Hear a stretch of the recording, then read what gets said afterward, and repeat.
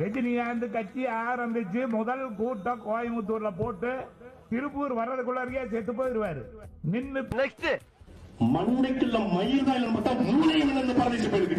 மரியாதை ரஜினிகாந்த்.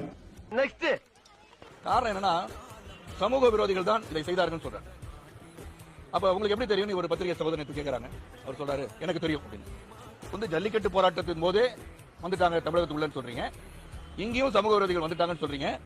அப்ப சமூக விரோதிகள் யார் என்று தெரிந்த ரஜினி உடனடியாக அந்த பட்டியலை கொண்டு போயிட்டு ஒன் மேன் கமிஷன் வச்சிருக்காங்க இல்லையா? அருணா ஜெகதீஷன் அவர்கள் அவர் முன்னாடி பட்டியலை கொடுங்க. இல்லாட்டி உங்களை தேச துரோக சட்டத்தின் கீழ் உங்களை கைது செய்ய வேண்டிய சூழல் உருவாகிறேன். சப்ரசிங் தி ஃபேக்ட்.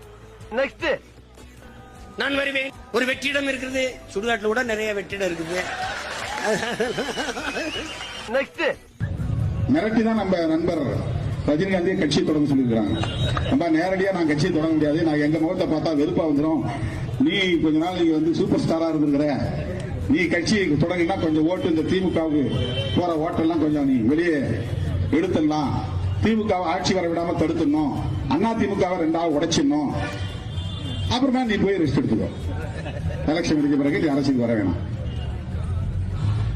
நான் இது வந்து இட்டு கட்டிலாம் பேசுறாங்க. இதுதான் நடந்துட்டு இருக்கு. அவருக்கு உடம்பு சரியில்லை, அவர் வெளிநாடு போகணும், ட்ரீட்மெண்ட் எடுக்கணும், சார்ட்டர் பிளைட்ல போகணும்.